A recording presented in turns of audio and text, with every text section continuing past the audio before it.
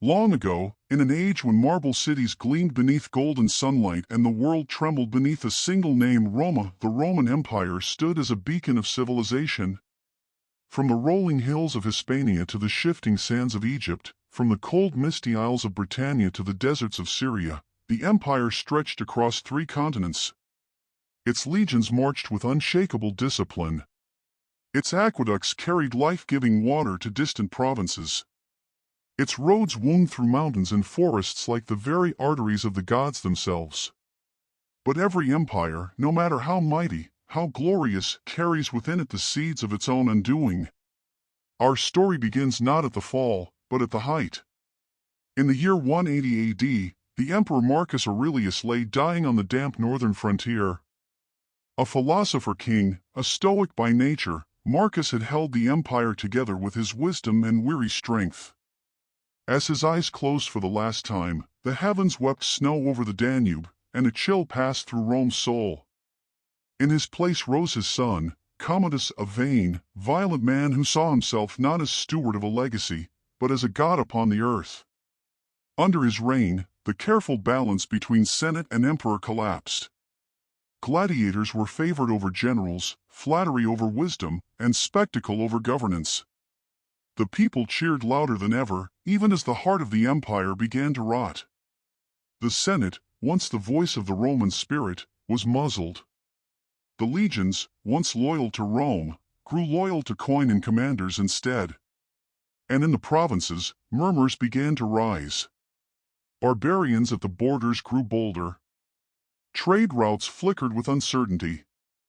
And within the palaces of marble, a quiet decay took hold.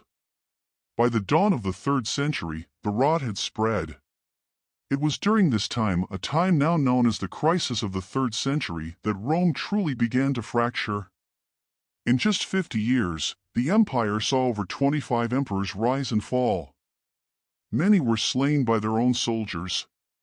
Some ruled mere weeks. Others never set foot in Rome itself. In distant Gaul, the legions crowned their own emperor. In Palmyra, Queen Zenobia carved out a kingdom of her own, claiming the East for herself. And while emperors fought among themselves, the Rhine and Danube frontiers cracked open. Germanic tribes, the Alemanni, the Goths, the Franks, poured into Roman lands, no longer merely raiders, but conquerors. One such tale comes from the forests near the Rhine, where an old Roman centurion named Gaius Marcellus stood watch over a dwindling outpost. His armor was patched, his soldiers weary, and his letters from Rome long ceased to arrive. One evening, as fires burned low and mist crept in from the woods, a scout returned pale as ash, barely breathing. "They come," he rasped, "not dozens, but thousands." Marcellus gathered his men. They were barely 100 locals, retired soldiers, even a few boys. He gave no speech, only a glance skyward, whispering a prayer to Mars. They fought like lions. But the forest swallowed them. When travelers passed that way years later, they found the ruins of the fort and, beneath a tree, a rusted helmet with the crest of a centurion. It was said his spirit still watched the forest, where the empire once held the line. Back in Rome, emperors like Aurelian tried to restore order. He drove out invaders and reunited the shattered pieces. But his success was fleeting. He was assassinated by his own officers, who feared his growing power. Such was the rhythm of Rome now: rise, fall, betray, repeat. Even as Diocletian rose in 284 AD and split the empire into eastern and western halves to better govern it, the problem was merely delayed, not solved. With 2 emperors came 2 courts, 2 armies, 2 sets of ambitions. And though the Eastern Roman Empire, later known as Byzantium, would survive for a time, the western half began to drift toward darkness. Yet for all the chaos, Rome remained a city of wonders. Its people still walked beneath towering arches and bathed in steaming baths. Senators still argued in the Forum. Poets still sang of the Republic's past. And in the hearts of many, the idea of Roma Aeterna, eternal Rome, still lived. But the world outside had changed. A wind blew from the east, dry, sharp, relentless. On the open plains beyond the Black Sea, a horseman raised a spear toward the horizon. His name was Alaric, and he had once served as a general in the Roman army. Betrayed and overlooked, he now rode as king of the Visigoths. And he would not forget the empire's treachery. The gods of old were silent. And in the gathering dusk, Europe stood on the edge of a storm. When Alaric, the Visigoth king, set his eyes on the ancient walls of Rome, few believed he would dare breach them. Rome, after all, had stood unconquered for over 800 years, a symbol of eternal power. But in the year 410 AD, that illusion was shattered. Alaric and his warriors surrounded the city.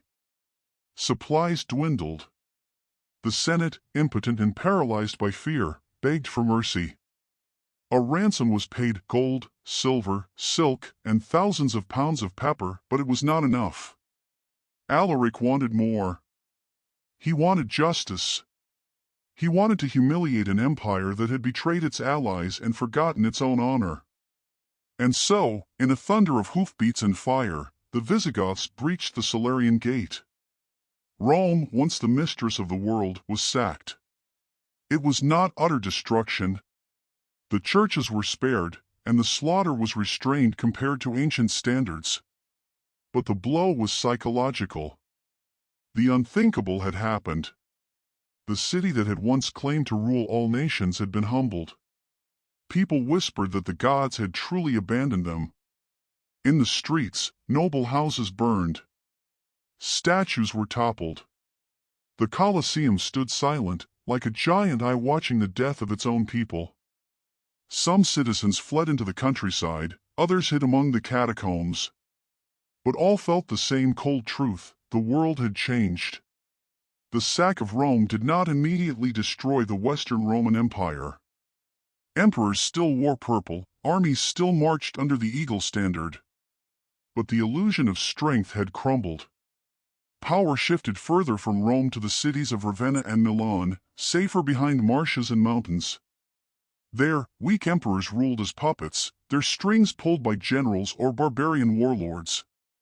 One of these generals was a man named Flavius Aetius, a skilled commander who had once been a hostage among the Huns. Aetius understood the barbarians.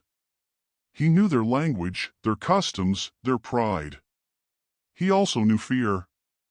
For beyond the Danube, a greater storm was brewing. In the vast plains of the Eurasian steppe, a shadow loomed. Attila the Hun, called the Scourge of God, had risen to power. Riding swift ponies, clad in rough leather and iron, the Huns swept west like wildfire. Villages vanished. Rivers ran red.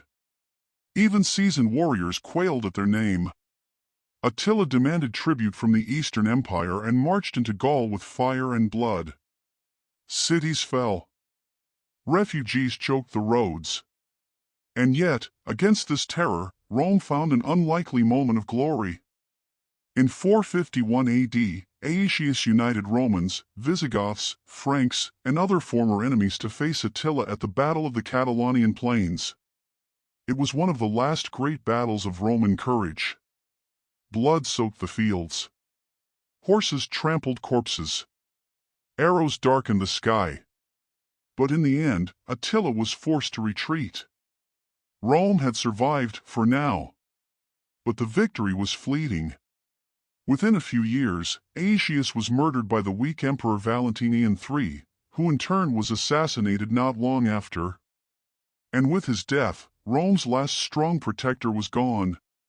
In 455, another sack followed, this time by the Vandals, who arrived by sea and looted Rome for 14 days. Though they spared many lives, their name would become a byword for destruction. After that, the Western Empire stumbled on, like a wounded beast limping toward the end of its days. In 476 AD, the final blow fell. The last emperor of the West was a boy, Romulus Augustulus, barely a teenager.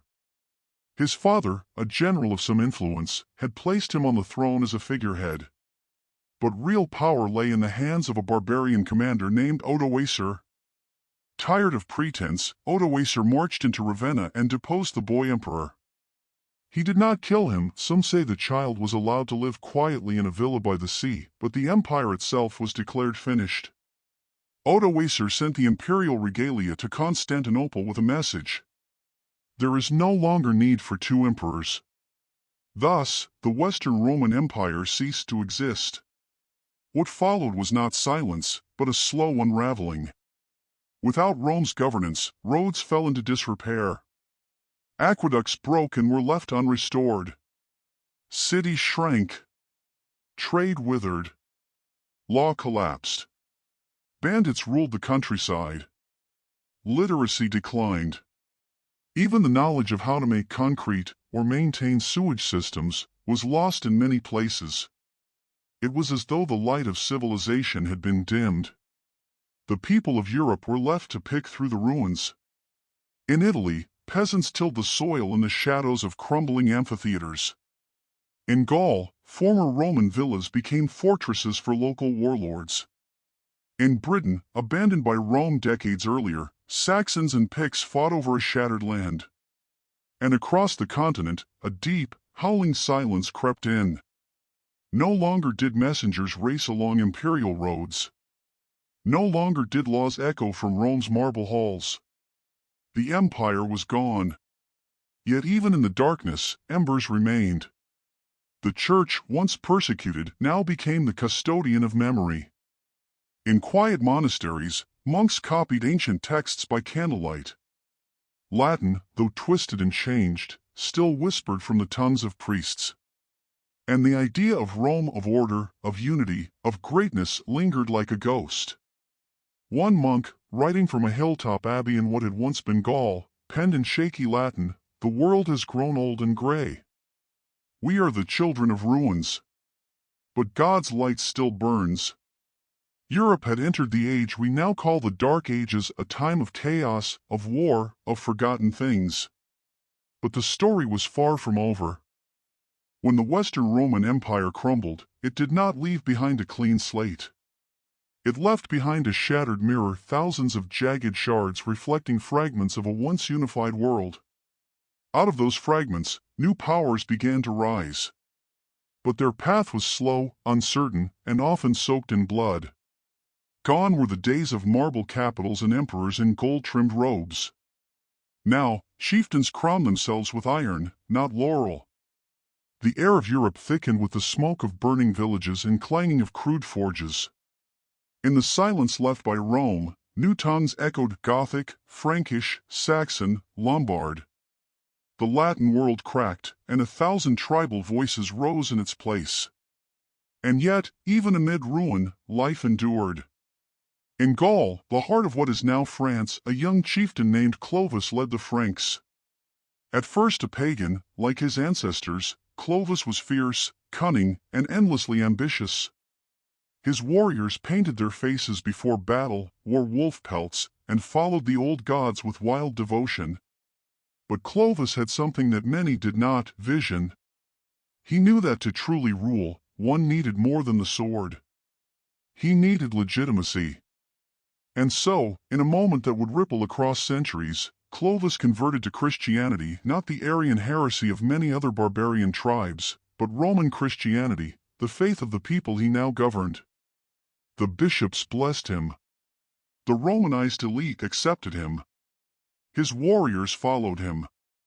And from the ashes of Gaul, a new kingdom was born, the Frankish kingdom, the seat of modern France. They said that at his baptism, the holy oil shone like fire. That a dove descended as it did for Christ. Whether truth or legend, the symbolism was clear: the torch of Rome had passed to the tribes. Further east, in the Italian peninsula, once the very soul of the Roman world, the city of Rome had become a shadow of its former self. The population shrank from over 1 million to barely 40,000. The Senate was gone. The Colosseum lay quiet. But in the Lateran Palace, the Bishop of Rome, known now as the Pope, grew in influence. Without emperors to guard the faith, the Church became both shepherd and shield. It sent missionaries to convert the heathen, diplomats to forge uneasy peace, and scholars to preserve the knowledge of old. In monasteries carved into hills and forests, Monks like Cassiodorus and Benedict of Nursia wrote rules for discipline, copied scrolls, and kept the flickering light of learning alive. Elsewhere in Italy, the Ostrogoths, under their king Theodoric the Great, ruled wisely for a time. Though a barbarian by blood, Theodoric admired Roman culture. He kept Roman laws, preserved ancient monuments, and surrounded himself with Roman advisors. He even learned Latin and dressed in the old imperial style. His court in Ravenna glittered with mosaics and echoed with poetry. For a brief moment, it seemed that the dream of Rome might yet endure under barbarian rule. But it was not to last. In the East, the Roman Empire had not fallen. It had transformed. The Byzantine Empire, centered in Constantinople, still saw itself as the true heir of Rome. Its emperors wore purple and called themselves Basileus. Its armies marched under Roman banners. But the culture was Greek, the language was Greek, and its world was shifting eastward. One man, Justinian I, sought to reclaim the West. In the 6th century, he launched ambitious campaigns to recapture Italy, North Africa, and even parts of Spain. His brilliant general, Belisarius, led the reconquest with daring and genius, restoring the empire's flag to Rome once more. But the wars were costly. The land was devastated. Cities that had barely survived the first wave of invasions now faced famine and plague. One such plague, perhaps the plague of Justinian, swept through the empire, killing millions and weakening what strength remained. By the time the dust settled, much of Italy lay in ruins, and the Byzantines were too exhausted to hold it. As Byzantium pulled back, new invaders came. The Lombards, a Germanic tribe, poured into Italy, seizing what was left. Chaos returned. And once again, the papacy stood alone. The Pope, surrounded by warring factions, forged alliances not with Eastern emperors, but with rising powers in the West, especially the Franks. And thus, the next chapter began. In the northern forests of what is now Germany, the tribes still lived in fierce independence. They worshipped thunder gods, carved runes into stones, and viewed the Roman world as foreign and weak. But missionaries came, men like Boniface, carrying crosses instead of swords. At first, the tribes resisted. There were riots, murders, even martyrdoms. But over generations, the tide turned. Pagan shrines were torn down. Sacred groves were cut. And new churches rose in their place. By the end of the 8th century, most of Western Europe had become Christian, at least in name. But beneath the surface, the old beliefs lingered. Folk rituals survived. Solstice fires burned in secret. And many saw Christ not as a Roman savior, but as a new war god who had conquered the old ones. The fusion of faith and fury was nearly complete. One figure would embody this new Europe more than any other, Charlemagne, or Charles the Great. Grandson of Charles Martel, the Frankish leader who had halted the Muslim advance at Tours, Charlemagne was a towering figure, both in legend and in history. He spoke multiple languages, encouraged learning, and ruled with an iron hand. His empire stretched from the Pyrenees to the Elbe, encompassing modern France, Germany, the Low Countries, and northern Italy. He reformed laws, supported education, and built churches and palaces. In the year 800 AD, on Christmas Day, Charlemagne knelt in prayer at St. Peter's Basilica. As the choir sang and incense filled the air, Pope Leo III placed a golden crown upon his head and declared him Emperor of the Romans. The crowd erupted. For the first time in over 3 centuries, the title of Roman Emperor lived again in the West. Yet it was not the old Rome. It was something new, a fusion of Frankish might, Christian faith, and imperial ambition.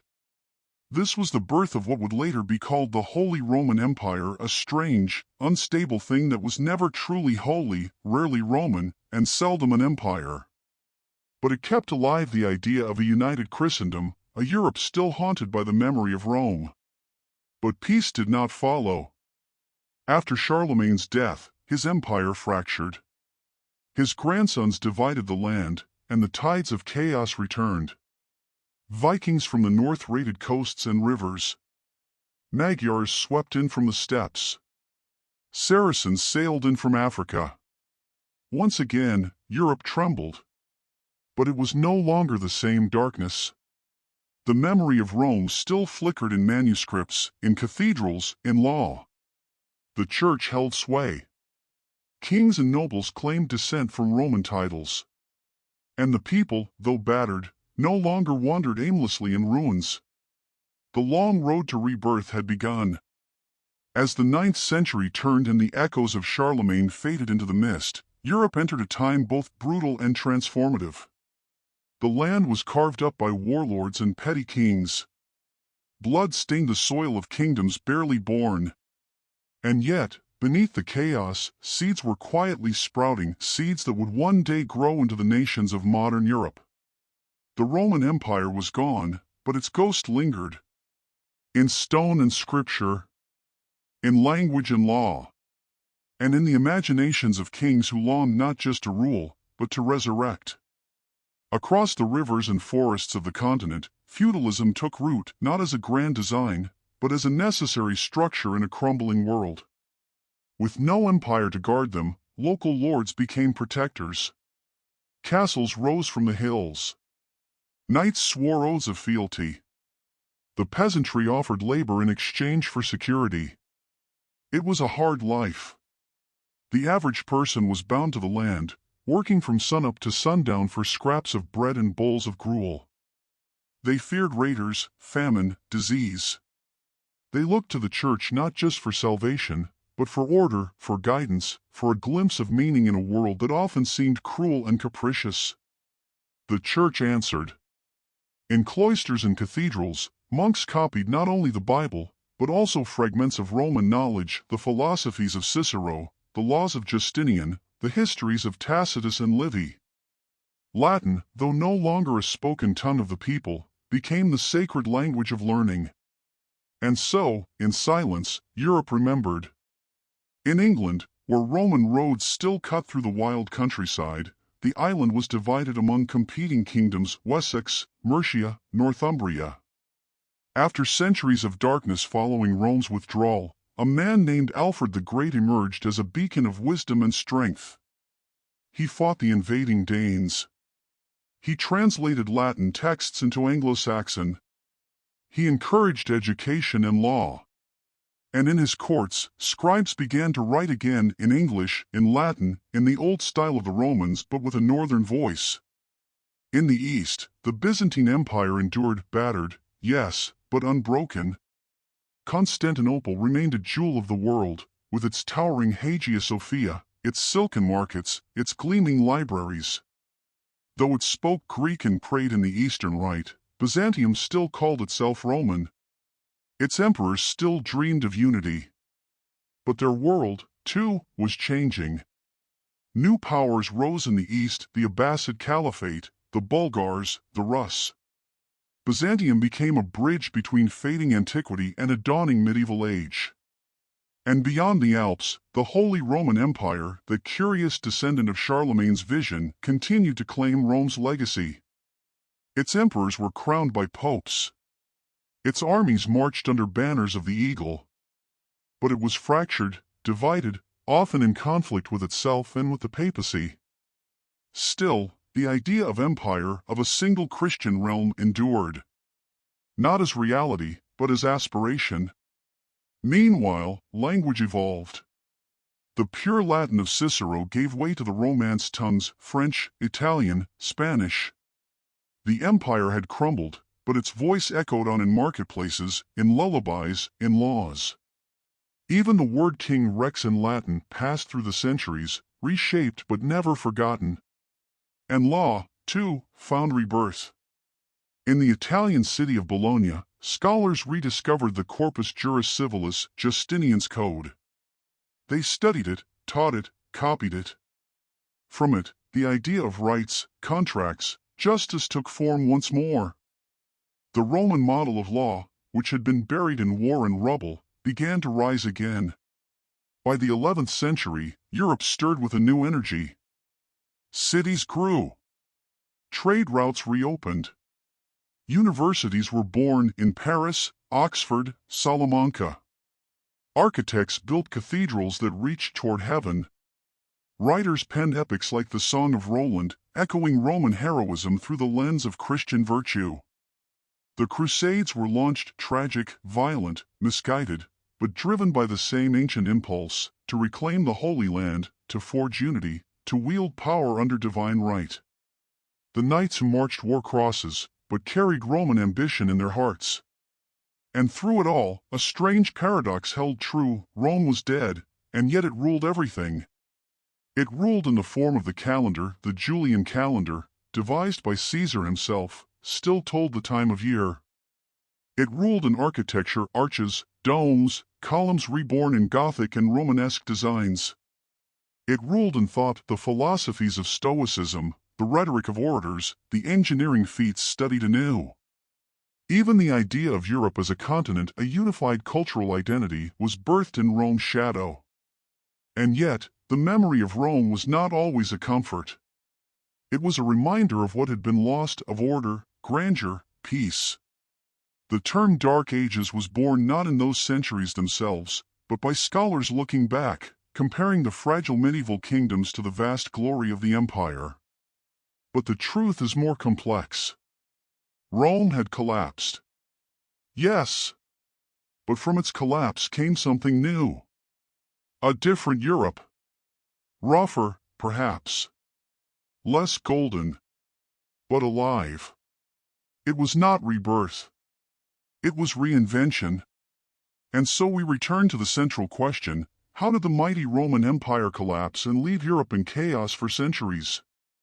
It fell not in one day, nor by one hand, but by 1,000 cuts: internal decay, civil wars, economic collapse, plagues, invasions, betrayal. It fell because no empire, not even one so vast, can withstand forever the weight of its own contradictions. But in falling, Rome gave birth to the world we know. Its ruins became the foundations of cathedrals. Its language became the root of modern speech. Its laws shaped nations. Its myths inspired poets and kings. Its memory guided visionaries from Charlemagne to Napoleon, from the founding fathers of America to the architects of the European Union. Rome never truly died. It became us. So the next time you walk beneath an arch, read a calendar, recite a law, or even say the word Europe, remember the empire that once ruled the world. And remember too that even in collapse, there is the possibility of creation. The fall of Rome ended one world, and began another.